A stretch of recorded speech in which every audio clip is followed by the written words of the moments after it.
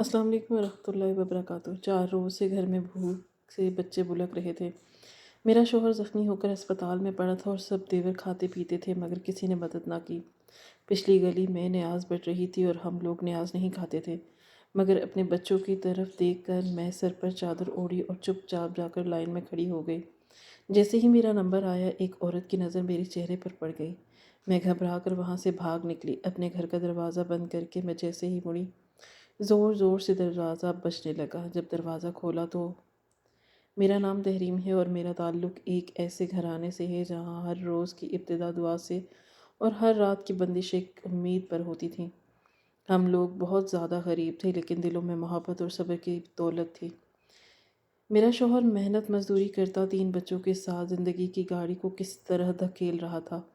ہم اسی محلے میں رہتے تھے اور جہاں میں پیدا ہوئی تھی، جہاں میں پلی بڑھی تھی، پھر اسی گلی میں میرے نکاح کی رسم بھی ادا کی گئی۔ میرے شوہر کا تعلق بھی اسی محلے سے تھا، وہ بھی یہیں کا پلا بڑا تھا۔ جب ہماری شادی ہوئی تو ہم سب ایک گھر میں رہتے تھے۔ میرے سسرال والے زیادہ خوشحال نہ تھے مگر ایک ساتھ رہنے سے کچھ سکون تھا، کچھ سہارا تھا۔ ابتدا میں حالات ایسے نہ تھے کہ انسان شکوہ کرے، سب کچھ بس چل رہا تھا۔ ماں جی یعنی میری ساس کا سایہ ہمارے سروں پر تھا، ان کی دعائیں تھیں، ان کا نظم و ضبط تھا جو کہ گھر کو سنبھالے رکھا۔ لیکن جب وہ دنیا سے چلی گئیں تو جیسے سارا نظام ہی درہم برہم ہو گیا۔ پھر کچھ عرصے بعد میرے سسر بھی رخصت ہو گئے۔ بھائیوں نے گھر کے حصے کے لیے ایک ایک کر کے اپنی سوچ کے مطابق اپنا الگ راستہ چن لیا۔ ہم سب بھائیوں میں سب سے کمزور اور نادار میں ہی نکلے تھے، کیونکہ شوہر کے پاس نہ زمین تھی اور نہ کوئی ذاتی ذریعہ آمدن۔ وہ تو بس روز صبح مزدوری کی تلاش میں نکلتا اور شام کو جو ہاتھ لگتا وہی لے کر آتا۔ باقی بھائیوں نے گھر بھی خرید لیے اور کاروبار بھی جمع کروانا شروع کر دیے۔ ان کی بیویاں اچھے کپڑے پہنتی، بچوں کو اسکولوں میں پڑھاتی، اور جب کسی میری ملاقات کبھی کسی سے ہو جاتی تو چہروں پر ایک عجیب سی برتری کا اظہار ہوتا جو ہر بار میرے دل کو چیر جاتا۔ وہ اپنی قیمتی جوڑی دکھاتی، زیوروں کی بات کرتی اور میں اپنی میلی کچیلی چادر میں نظریں جھکائے کھڑی۔ میرے پاس کچھ بھی نہ تھا مگر میں نے کبھی ان کی بات کو جواب نہیں دیا، کیونکہ مجھے اپنی عزت اپنی خاموشی میں ہی محفوظ لگتی تھی۔ ہماری حالت چاہے جیسی بھی تھی لیکن ہم نے اپنے بچوں کو کبھی بھوکا نہیں سلایا تھا۔ جو کچھ بھی ہم کما لیتے تھے وہ ان کے پیٹ بھرنے کے لیے کافی ہوتا تھا۔ ہم ان کی خوشی کے لیے کبھی روٹی کے ساتھ پیاز کھا لیتے تو کبھی پانی میں نمک گھول کر پی لیتے، لیکن بچوں کو وہ کبھی محسوس نہیں ہونے دیا کہ محرم کا مہینہ شروع ہوا تو میرا شوہر بہت پریشان ہوا۔ دیکھنے لگا کہ میں نے اس کی آنکھوں میں راتوں کی نیند اور دن کا سکون سب کچھ چھین چکا تھا۔ میں نے اس سے پوچھا کہ کیا ہوا؟ بولا کہ محرم کے مہینے میں مزدوری نہیں ملتی، لوگ گھروں کے کام رکوا دیتے ہیں، خریداری بھی بند ہو جاتی ہے، سب کہتے ہیں کہ محرم کے بعد دیکھیں گے اور ایسے میں کام کی کمی ہو جاتی ہے۔ اس نے کہا کہ پتہ نہیں اب کیا ہوگا۔ میں نے اپنے اندر کے خوف کو دبا کر صرف اتنا کہا کہ اللہ خیر کرے گا، سب ٹھیک ہو جائے گا، مگر میرے دل میں ایک ہول سا اٹھا جیسے کچھ برا ہونے والا ہو۔ دوسرے ہی دن جب صبح کا سورج نکلا تو ہمارے گھر میں وہ اجالا نہ تھا جو ہر دن ساتھ لاتا تھا، بلکہ ایک کالی خبر نے ہمارے آنگن کو گھیر لیا۔ میرا شوہر کام پر گیا تھا اور وہیں پر اس کا حادثہ ہو گیا۔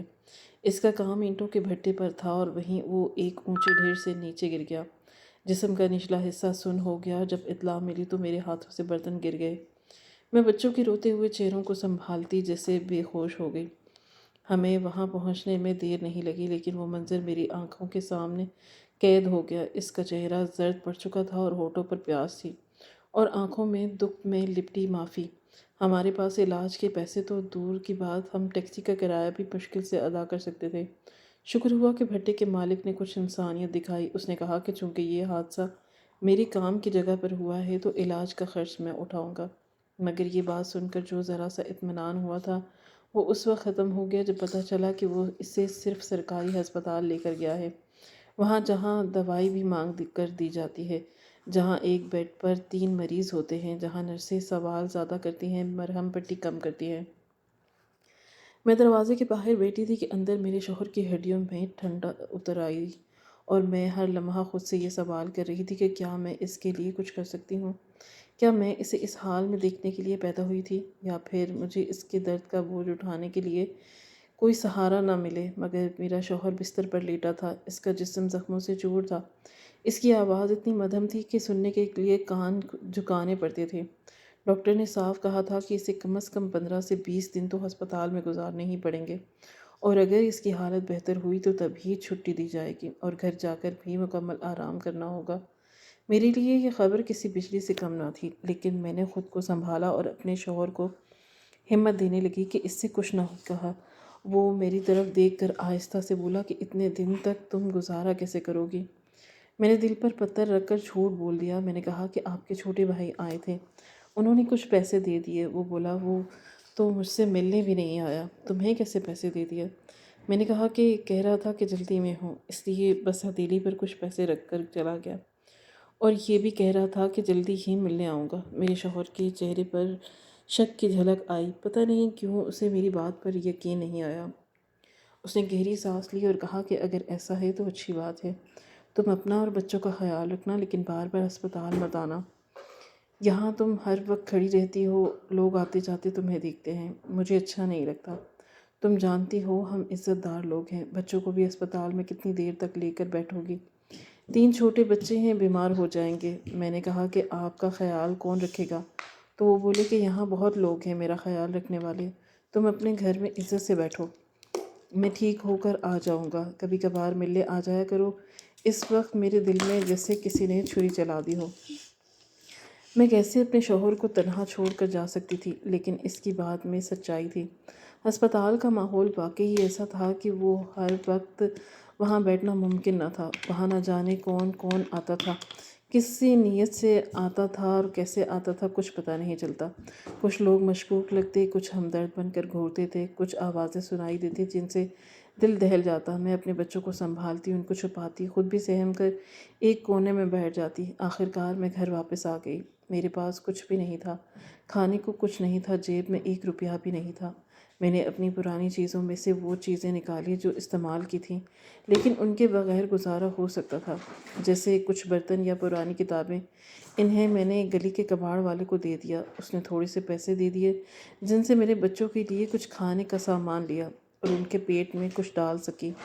لیکن بھوک ایسی بلا ہے جو ایک وقت کے کھانے سے ختم نہیں ہوتی، ہر چند گھنٹے بعد دوبارہ جگا دیتی ہے۔ شام ہو گئی، رات کس وقت کاٹ کے بچوں نے بھوک پیٹ آنکھیں بند کر لیں، لیکن نیند ان کے چہروں پر نہیں تھی۔ صبح ہوئی تو نہ ناشتہ تھا نہ امید۔ اب دوپہر ہونے والی تھی، میں سخت پریشان تھی۔ میرے 3 چھوٹے بچے، سب سے بڑا 5 سال کا تھا، درمیانی 3 سال کی اور سب سے چھوٹا 2 سال کا بیٹا تھا۔ وہ بھلے ہی چھوٹا تھا لیکن اسے بھی بھوک کا احساس تھا۔ وہ میرے کپڑے کھینچ کر کھانا مانگتا۔ میں گھبرا کر ادھر ادھر دیکھی، شاید کوئی معجزہ ہو جائے، کچھ ایسا ہو جائے کہ میں ان کے لیے کھانے کا بندوبست کر سکوں۔ میرے شوہر اس وقت اسپتال میں اطمینان سے لیٹے تھے۔ انہیں لگ رہا تھا کہ بھائیوں نے کچھ مدد کر دی، لیکن سچ یہ تھا کہ کسی بھائی نے آ کر دیکھا بھی نہیں تھا، کہ کس نے خبر بھی نہیں لی۔ سوچا شاید اگر میں کسی کے گھر چلی جاؤں تو کم از کم کوئی کھانے پینے کو پوچھ لے گا۔ میں ایک بھائی کے گھر گئی، وہ وقت کھانے کا تھا۔ میں ان کی بیوی کے سامنے بیٹھی رہی، لیکن نہ انہوں نے مجھے پانی دیا نہ کھانے کا پوچھا، بلکہ منہ بنا کر کہنے لگی کہ ہم تو کہیں جا رہے ہیں، تم واپس اپنے گھر چلی جاؤ، ہمیں تالا لگانا ہے۔ یہ سن کر جیسے زمین پر گر پڑی۔ میں کچھ بولے بغیر اپنے بچوں کو اٹھا کر واپس آ گئی۔ میرے دل میں ایک تلخی سی بھر گئی۔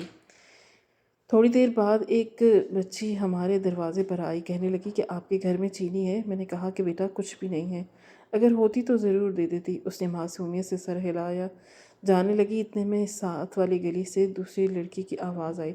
وہ بولی تو یہاں کیا کر رہی ہے؟ ادھر گلی میں نیاز بٹ رہی ہے، چل چلتے ہیں۔ وہ دونوں لڑکیاں اس طرف بھاگ گئیں اور مجھے بھی یہ خبر مل گئی کہ محرم کی نیاز تقسیم ہو رہی ہے، جس میں چاول، سالن یا روٹی ملتی ہے۔ جو بھی ہوتا ہے غریبوں کے لیے بہت ہوتا ہے۔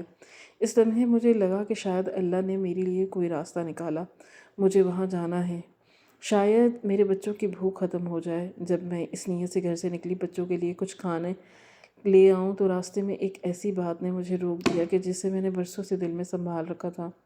مجھے یاد آیا کہ جب میں اس گھر میں نئی نئی آئی تھی تب سے مجھے یہ بات محسوس کی گئی تھی کہ میرے سسر نے کبھی بھی نیاز کا کھانا قبول نہیں کیا۔ وہ ہمیشہ نرمی سے منع کر دیا کرتے تھے، اور میرے شوہر بھی ہمیشہ یہی طریقہ اپنایا کرتے تھے کہ کسی کو برا نہیں لگتا۔ کسی کے دل آزاری نہ ہو، کسی پر اعتراض بھی نہیں کرتے تھے، بس خاموشی سے انکار کر دیتے تھے۔ اگر کبھی کسی نے ہمارے دروازے پر نیاز کا کھانا لایا تو ہم احترام سے معذرت کر دیتے تھے۔ پھر رفتہ رفتہ لوگوں کو یہ بات سمجھ آ گئی تھی کہ ہم نیاز کا کھانا نہیں کھاتے، اور پھر انہوں نے بھی بھیجنا چھوڑ دیا تھا۔ اس میں کوئی غرور نہیں تھا، کوئی برتری کا جذبہ نہیں تھا، بس ایک بات تھی جو ہمارے بزرگوں سے چلی آ رہی تھی، جسے ہم نے آگے بڑھایا تھا۔ محلے کی ساری عورتیں مجھے جانتی تھیں، میں ان کو جانتی تھی۔ یہ جو نیاز بانٹ رہی تھی یہ بھی ایک عورت ہی تھی جس کے ساتھ میرا برسوں پرانا تعلق تھا۔ اس کے مزاج سے واقف تھی، وہ بھی میرے مزاج سے واقف تھی۔ میرے دل میں عجیب سی کشمکش چل رہی تھی۔ میرے بچوں نے کئی دن سے کچھ بھی نہیں کھایا تھا، میں ان کو جھوٹی تسلیاں دے کر بہلا رہی تھی، ان کے سوالوں کا جواب صرف پانی سے دے رہی تھی۔ ان کی معصوم آنکھیں مجھ سے سوال کر رہی تھیں اور میں ان نگاہوں سے بچنے کے لیے ادھر ادھر منہ چھپا لیتی۔ میں جانتی تھی کہ بھوک سب سے بڑی دشمن ہے جو جسم سے پہلے روح کو نکل جاتی ہے، اور میں بہت پریشان ہو گئی تھی۔ میرے سامنے صرف دو راستے تھے، یا تو بچوں کو مزید بھوکا رکھتی یا پھر اپنے اصولوں سے ہٹ کر قدم اٹھاتی، اللہ کے آگے دل سے دعا مانگتی، اور کھانا تو رزق ہے، اللہ نے راستہ دکھایا، جب دروازہ کھلتا تو بندے کو چلتا ہی پڑتا۔ بچے بھوکے ہیں، ان کا باپ ہسپتال میں پڑا ہے، اگر وہ جان گیا کہ بچے کتنے بھوکے ہیں تو کیا سوچے گا؟ اگر اس نے پوچھا بھائیوں نے پیسے دیے تو ان سے کیا، تو میں کیا جواب دوں گی؟ وہ تو ویسے بھی شک کر رہا تھا۔ جھوٹ میں نے بولا تھا، اس کا بوجھ بھی میرے کندھوں پر تھا، اب خود ہی کچھ کرنا تھا۔ میں نے چادر سے اپنا چہرہ ڈھانپ لیا تاکہ کوئی مجھے پہچان نہ سکے۔ اپنے بڑے بیٹے کو آواز دی کہ بہن بھائیوں کو سنبھالنا، میں تھوڑی دیر میں آتی ہوں۔ اس نے سر کو ہاں میں ہلایا۔ میں نے شاپر اٹھایا اور باہر نکل آئی۔ میرے قدم جیسے رک رک کر چل رہے تھے، لیکن میں چلتی گئی۔ جس گھر میں نیاز بڑھ رہی تھی وہاں پہنچ کر دیکھا تو وہاں پہلے ہی کافی عورتیں قطار میں کھڑی تھیں۔ چپ چاپ جا کر آخری کنارے پر کھڑی ہو گئی۔ جیسے جیسے قطار آگے بڑھتی ہی تھی میرے دل کی دھڑکن تیز ہو گئی۔ ہر لمحے یہی خیال آ رہا تھا کہ اگر کسی نے دیکھ لیا تو کیا ہوگا؟ سب جانتے ہیں کہ ہم نیاز نہیں کھاتے، اگر کسی نے مجھے دیکھ لیا تو کیا سوچے گا؟ کہیں میری ساس کا نام ہی بدنام نہ ہو جائے، میری شوہر کی عزت پر کوئی حرف نہ آ جائے۔ جو بات برسوں سے چلی آ رہی تھی وہ آج ٹوٹ جائے گی۔ میری آنکھوں میں پانی آ رہا تھا، لیکن ساتھ ہی بچوں کے چہرے بھی میرے سامنے تھے، جن کے پیٹ خالی تھے، جن کی بھوک سے چیخیں نکل رہی تھی۔ سوچتی رہی کہ مجھے یہاں نہیں آنا چاہیے تھا، لیکن پھر دل سے آواز آئی کہ ماں ہونے کے ناطے کچھ اصول قربان کرنے پڑتے ہیں۔ جب پیٹ کی آگ بھڑکتی ہے تو اصول کی دیواریں خود بخود گر جاتی ہیں۔ بس اب نوبت آ گئی تھی کہ میرا نمبر آنے والا تھا۔ قطار ختم ہونے والی تھی اور خوشبو سے اندازہ ہو رہا تھا کہ کھانے کا انتظام بہت عمدہ تھا۔ دودھ سے بنایا گیا زردہ بھی، پلاؤ بھی، حلیم کے دیج کے بھی۔ سالن کی خوشبو ہر طرف پھیلی ہوئی تھی۔ میٹھے چاول اور ٹھنڈا شربت بھی رکھا تھا۔ لگ رہا تھا کہ کسی نے دل کھول کر خیرات کی ہے۔ کسی کے دل میں بہت درد تھا جو اتنی محبت سے یہ سب تیار کروایا تھا۔ میں وہیں کھڑی اپنی باری کا انتظار کر رہی تھی، لیکن میرے اندر ایک طوفان مچا تھا۔ ایک طرف ماضی کے اصول تھے تو دوسری طرف حال کی مجبوریاں۔ میں اپنا چہرہ اس لیے چادر سے لپیٹ کر رکھ رہی تھی کہ کوئی مجھے پہچان نہ لے، کوئی یہ نہ سوچے کہ تحریم جو برسوں سے نیاز کا کھانا نہیں کھاتی تھی وہ آج لائن میں کھڑی ہے۔ میں چپ چاپ اپنی باری کا انتظار کر رہی تھی، لیکن دل میں ایک خوف سا بیٹھا تھا کہ جیسے میرا نمبر آیا اور اس عورت نے کہا کہ کھانا گھر لے جانا ہے یا یہیں بیٹھ کر کھانا ہے، تو میں نے کہا کہ گھر لے جانا ہے، بچے بھوکے ہیں۔ اس نے کہا کہ اچھا پھر میں شاپر میں ڈال دیتی ہوں۔ وہ میرے لیے شاپر نکالنے لگی اور میرا دھیان اس کی طرف ہوا تو میری چادر کا کنارہ جو چہرے کو ڈھانپے ہوئے تھا اچانک سرک گیا۔ چہرہ سامنے آ گیا۔ اس عورت نے میری طرف دیکھا اور فوراً پہچان لیا۔ وہی عورت تھی جو میرے برسوں سے جانتی تھی، اور میں نے بھی اسے اچھی طرح جانتی تھی۔ جیسے ہی اس کی نظر میرے چہرے پر پڑی تو اس کے لبوں سے بے اختیار نکلا، تم؟ اس کے لہجے میں حیرانی تھی، لیکن وہ حیرانی اس کی طرف تھی جیسے اسے یقین نہ آ رہا ہو، جیسے کوئی دھوکہ ہو۔ مجھے لگا کہ وہ اب بھی سب کو پکار کر کہہ دے گی کہ دیکھو یہی وہی عورت ہے جو کہتی تھی کہ ہم نیاز کا کھانا نہیں کھاتے، اور آج خود لینے آ گئی۔ اس کا یہاں کوئی کام نہیں۔ شاید وہ ہنسی، شاید یا مذاق اڑائے، شاید اس کے دل میں بھی وہی سوچ آئی ہو جو میرے بار بار پلٹ کر آ رہی تھی۔ سب لوگ مجھے دیکھ کر ہنسیں گے، تانا دیں گے۔ جو عورت اپنے بچوں کو بھوکا سلانے پر تیار تھی وہ آج لائن میں کھڑی ہے۔ شرمندگی محسوس ہو رہی تھی، میرا دل بیٹھ گیا۔ میں نے شاپر لینے کے بجائے اپنا دھیان ہٹایا اور وہاں سے ایسے بھاگی کہ جیسے کوئی مجرم بھاگ رہا ہو۔ لوگ میری طرف متوجہ ہو گئے لیکن میں کسی کی پرواہ نہیں کر سکی۔ میرا سر جھکا ہوا تھا اور میرے ہاتھ سے شاپر بھی گر گیا تھا، لیکن میں نے پیچھے مڑ کر نہیں دیکھا، بس دوپٹے کے کونے سے اپنا چہرہ لپیٹا اور دوڑتی ہوئی اپنے گھر کی طرف پہنچ گئی۔ میری سانسیں پھولی ہوئی تھیں جیسے سینہ کسی نے جکڑ لیا۔ میری آنکھوں سے آنسو تھم نہیں رہے تھے۔ ایک اذیت تھی جو میری روح تک اتر آئی تھی، ایک بے بسی جو میرے وجود پر چھا گئی تھی۔ کیا یہ وہ دن تھے جو میرے مقدر میں لکھے تھے؟ کیا یہ وہ حالت تھی جس کا میں نے کبھی تصور بھی نہیں کیا تھا؟ میرے بچے سامنے کھڑے تھے اور انہوں نے میری طرف دیکھا، ان کی آنکھوں میں سوال تھے۔ میری بیٹی نے پوچھا کہ امی کیا ہوا، آپ کھانا لینے گئی تھی؟ میں نے بمشکل خود کو قابو میں رکھتے ہوئے کہا کہ نہیں، کھانا نہیں ملا، میرے پاس کچھ بھی نہیں ہے، میں کیا کروں، کہاں سے لاؤں، سب کچھ ختم ہو گیا ہے۔ کھانا تو تم لوگوں کو بھوک لگی ہے، مجھے معلوم ہے، مجھے بھی بھوک لگی ہے، لیکن میں کیا کروں، کچھ بھی نہیں بچا، میرے ہاتھ خالی ہیں، میرے دل میں آگ ہے، میرے سینے میں بوجھ ہے اور میرے سامنے 3 بھوکے بچے جو مجھ سے کھانے کی امید رکھتے ہیں۔ میں نے دیوار سے ٹیک لگائی، آنکھیں بند کی اور کچھ لمحے خاموش ہو کر بس اپنے اندر کے طوفان سے لڑتی رہی۔ کوئی بھی نہیں تھا میرا جس کے پاس جاتی اور جس کا دروازہ کھٹکھٹاتی۔ سب اپنے اپنے گھروں میں خوش تھے، میرے حصے میں خاموشی آئی، تنہائی آئی، غریبی آئی اور بھوک بھی آئی۔ میں ان کی سوچوں میں تھی کہ اچانک زور سے دروازہ بجا، جیسے کسی نے پوری طاقت سے دستک دی ہو۔ میں ڈر گئی، میرے دل کی دھڑکن تیز ہو گئی، ایسا لگا کہ جیسے باہر کوئی ہجوم کھڑا ہے، شاید وہی عورت سب کو لے آئی ہے اور اب سب مل کر پوچھیں گے کہ تم یہاں کیوں آئی ہو، تم نے ایسی حرکت کیوں کی کہ میں کانپنے لگی۔ میرا شوہر گھر پر نہیں تھا، اس کا سہارا بھی نہیں تھا اور اب یہ ایک نئی مصیبت میرے سر پر آ کھڑی۔ مصیبت کی جڑ میں خود تھی۔ میں اپنے بچوں کو پیچھے کر کے دروازے کے سامنے کھڑی ہو گئی، سوچا کہ جتنا دیر ہو سکے دروازہ نہ کھولوں، لیکن ان کا اندازہ ایسا تھا کہ زیادہ دیر رکنا ممکن نہیں تھا۔ میں نے سر پر چادر سنبھالا اور بچوں کو نرمی سے کہا کہ اندر چلے جاؤ، کچھ بھی ہو جائے ماں کو کمزور نہیں دکھانا چاہیے۔ آنسو پوچھے اور دروازے کا آدھا پٹ کھولا تو دل میں بہت ہی معذرت کے الفاظ تیار تھے۔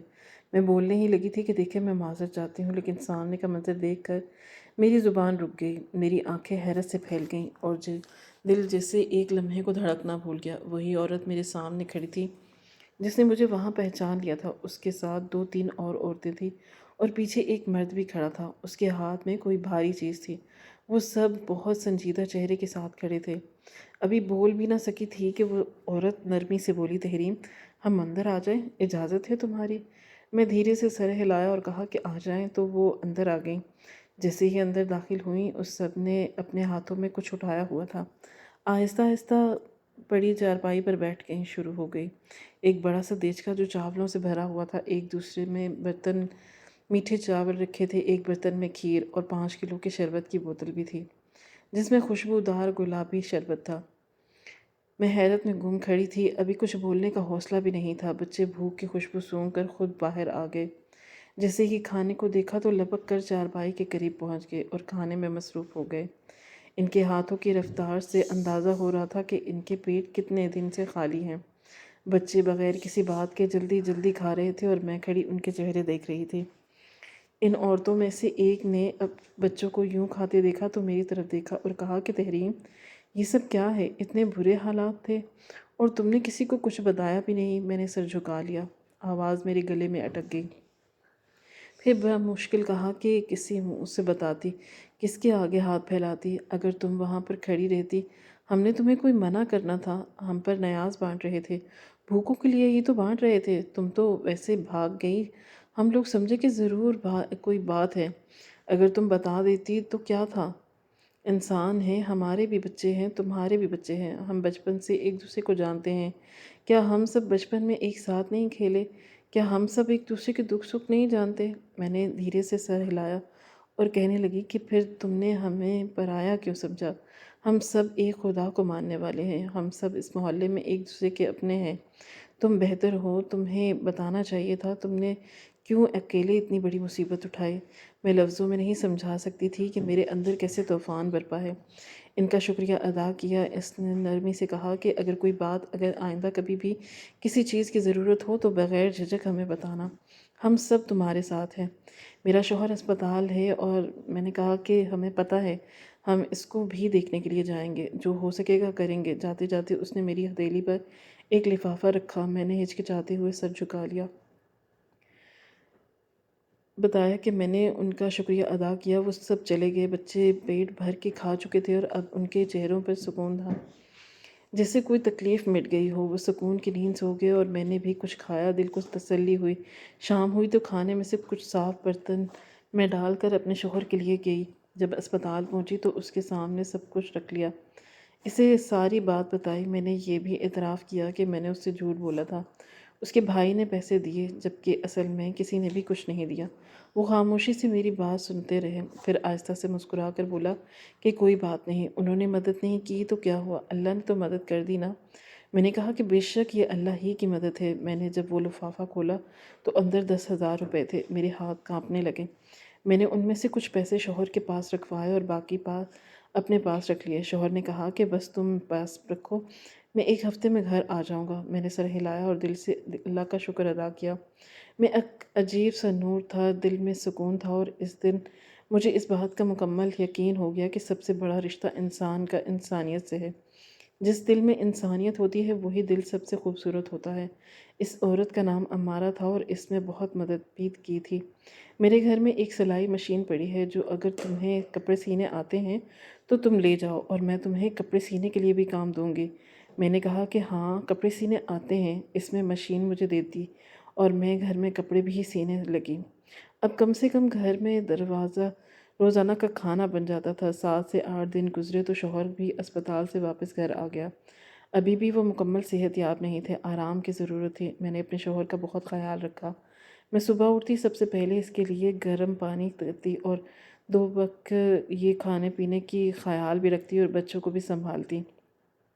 ہر روز اللہ پاک کا شکر ادا کرتے، کیونکہ کوئی نہ کوئی راستہ اللہ تعالیٰ بنا ہی دیتے ہیں، کسی نہ کسی ذریعے سے ہماری مدد بھیج دیتے ہیں۔ کبھی کوئی عورت کھانے کا بھی بھیج دیتی تو کبھی اچانک سودا سلف دے جاتا، اور یوں ہمارا اب بھوکا نہیں رہنا پڑتا تھا۔ بچے بھوک سے بلکتے نہیں تھے۔ سوالات دیکھتی، اپنے تو پہلے بھی دور تھے، آج بھی ان کو کوئی حال نہیں تھا، لیکن ان پر پرائے لوگوں نے میری مدد کی۔ رشتہ نہیں تھا ان لوگوں سے، اپنے حصے کا درد ہمیں دے دیا۔ کرتے کرتے میرے شوہر کی صحت بہتر ہو گئی، اس کے چہرے پر رنگ واپس آنے لگا، وہ تھوڑا چلنے پھرنے لگا، اور اسی دوران ہمیں ایک خوشخبری ملی کہ میرے شوہر کو ایک بڑا کام مل گیا ہے، ایک ٹھیکہ جس میں اس نے خود مزدوری نہیں کرنی، صرف ڈیزائن بنانے ہیں، باقی کام مزدور کریں گے۔ اس ٹھیکے کے بدلے اسے 80,000 ملنے ہیں۔ یہ سن کر ہم دونوں میاں بیوی بہت خوش ہوئے۔ اب میں مزدوری نہیں کروں گا، اب کچھ اور کریں گے جس میں زیادہ محنت نہ ہو۔ جب وہ ٹھیکہ مکمل ہوا اور اس کے بدلے اسے 80,000 ملے تو ہم نے فیصلہ کیا کہ اپنے چھوٹے سے گھر کے ایک کمرے میں چھوٹی سی دکان کھول لیتے ہیں۔ دکان پر کافی گولیاں، چاکلیٹ، ٹافیاں وغیرہ رکھیں گے۔ کبھی کبھار میرا بیٹا دکان پر بیٹھ جاتا اور میرے شوہر بھی آس پاس سے چھوٹے موٹے کام ڈھونڈ لیتے۔ میں نے بھی فیصلہ کیا کہ دکان پر کچھ اپنا ہاتھ بٹاؤں۔ میں اپنے گھریلو انداز میں سوجی کا حلوہ بنا کر رکھنا شروع کر دیا۔ آہستہ آہستہ میری حلوہ بھی مشہور ہونے لگا۔ تھوڑا تھوڑا کر کے ہمارے گھر کے حالات بہتر ہونے لگے، اتنے بہتر کہ اب گھر میں کبھی فاقے نہیں پڑتے۔ بچے دن میں 2 وقت پیٹ بھر کر کھانا کھاتے۔ ہم سب دال روٹی سے گزارا کرتے تھے، لیکن کبھی شکوہ نہیں کیا تھا، کیونکہ دال روٹی اگر سکون سے ملے تو کبھی کسی نعمت سے کم نہیں۔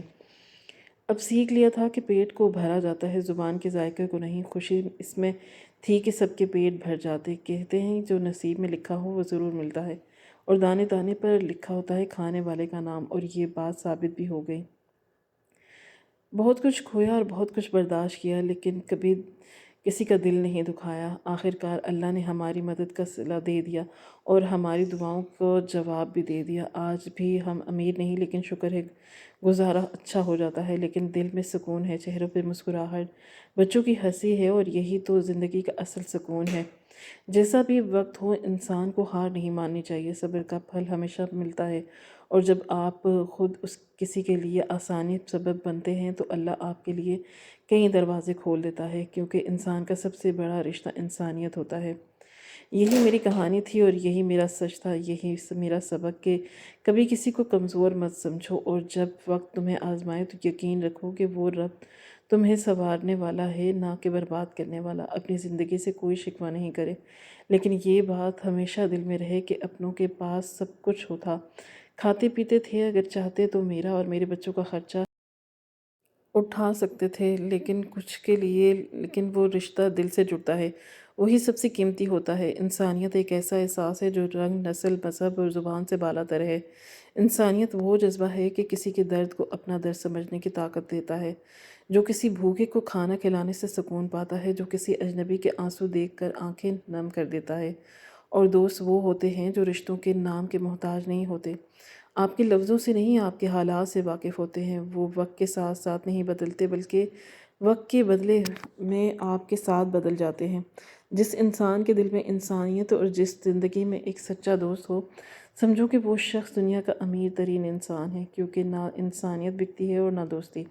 انسانیت دلوں کو جوڑتی ہے اور دوستی زندگی کو سنوارتی ہے۔ یہی زندگی کا اصل حسن ہے، یہی اس کہانی کے آخری سچ ہے۔ ہماری آج کی یہ کہانی آپ کو کیسی لگی؟ کامنٹ باکس میں اپنی رائے کا اظہار ضرور کریں۔ مزید اس طرح کی سبق آموز کہانیاں سننے کے لیے ہماری ویڈیو کو لائک کریں، شیئر کریں اور ہمارے چینل کو سبسکرائب کرنا نہ بھولیں۔ اللہ حافظ۔